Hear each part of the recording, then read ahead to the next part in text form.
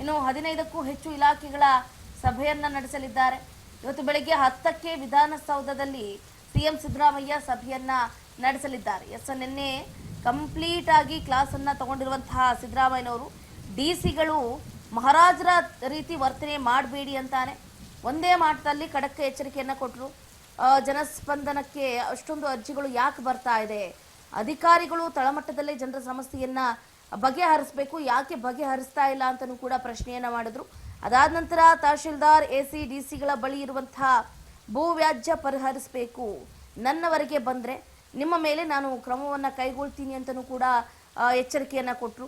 ಭೂಕುಸಿತ ತಡೆಗೆ ಶಾಶ್ವತ ಪರಿಹಾರವನ್ನ ಕೈಗೊಳ್ಳಿ, ಈ ಸಲದ ಮಳೆಯಿಂದ ಹಾನಿಯಾದಂತಹ ಕಡೆ ತ್ವರಿತ ಪರಿಹಾರವನ್ನ ಒದಗಿಸಿ ಕೊಡಿ ಅಂತಲೂ ಕೂಡ ಡಿಸಿ ಹಾಗೆ ಎಸಿಗಳಿಗೆ ಎಚ್ಚರಿಕೆಯನ್ನ ಕೊಟ್ಟರು. ರಾಜ್ಯದಲ್ಲಿ ಇರುವಂತಹ ಬಡತನ 5.67% ಅಷ್ಟಾದ್ರೆ 1.27 ಕೋಟಿ BPL ಕಾರ್ಡ್ ಇದೆ. ಅನರ್ಹ ಕಾರ್ಡ್ ರದ್ದುಪಡಿಸಿ ಅಂತಲೂ ಕೂಡ ಹೇಳಿಕೆಯನ್ನ ಕೊಟ್ಟರು. ರಾಜ್ಯದಲ್ಲಿ ಇರುವಂತಹ ಬಡತನ ಏನು 5.67% ಅಷ್ಟಿದೆಯಂತೆ. ಇದೆಲ್ಲವನ್ನು ಕೂಡ ಗಮನಿಸಿದ್ದಾರೆ ಸಿದ್ದರಾಮಯ್ಯನವರು. ಗ್ಯಾರಂಟಿ ಯೋಜನೆಗೆ ಹೇಗೆ ಕೆಲಸ ಮಾಡಬೇಕು, ಅದೇನು ಮಾಡ್ತಾ ಇದೆಯಾ ಇಲ್ವಾ ಅದನ್ನು ಸ್ವಲ್ಪ ಗಮನಿಸ್ಕೊಳ್ಳಿ. ಹಾಗೆ 5 ಕೋಟಿ ಫಲಾನುಭವಿಗಳ ಸಮೀಕ್ಷೆಯನ್ನು ಕೂಡ ನಡೆಸಿ ಅಂತಲೂ ಕೂಡ ಹೇಳಿದರು.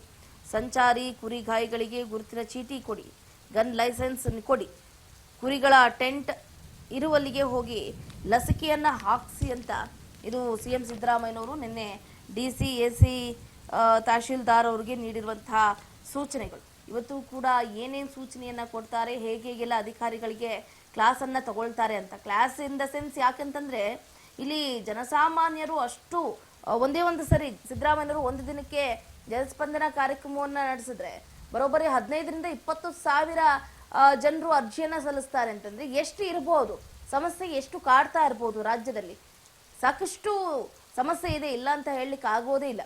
ಒಂದು ದಿನಕ್ಕೆ ಇಷ್ಟು ಸಮಸ್ಯೆಗಳ ಮಹಾಪೂರವೇ ಹರಿದು ಬರ್ತಾ ಇದೆ ಅಂತಂದ್ರೆ ತಿಂಗಳಾನುಗಟ್ಲೆ ಜನಸ್ಪಂದನ ಕಾರ್ಯಕ್ರಮವನ್ನ ನಡೆಸಿದ್ರೆ ಎಷ್ಟೆಷ್ಟು ಸಮಸ್ಯೆಗಳು ಉಲ್ಬಣ ಆಗಬಹುದು, ಜನರು ಏನೇನೆಲ್ಲ ಸಮಸ್ಯೆಯನ್ನ ಎದುರಿಸ್ತಾ ಇದ್ದಾರೆ ಅನ್ನೋದು ಗೊತ್ತಾಗುತ್ತೆ. ಹಾಗಾಗಿ ಇವತ್ತು ಕೂಡ ಡಿಸಿ ಎಸಿ ಅಧಿಕಾರಿಗಳಿಗೆ ಹೇಗೆಲ್ಲ ಕ್ಲಾಸ್ ಅನ್ನ ತಗೊಳ್ತಾರೆ ಸಿದ್ದು ಅನ್ನೋದನ್ನ ಕಾದಷ್ಟೇ ನೋಡ್ಬೇಕಾಗುತ್ತೆ.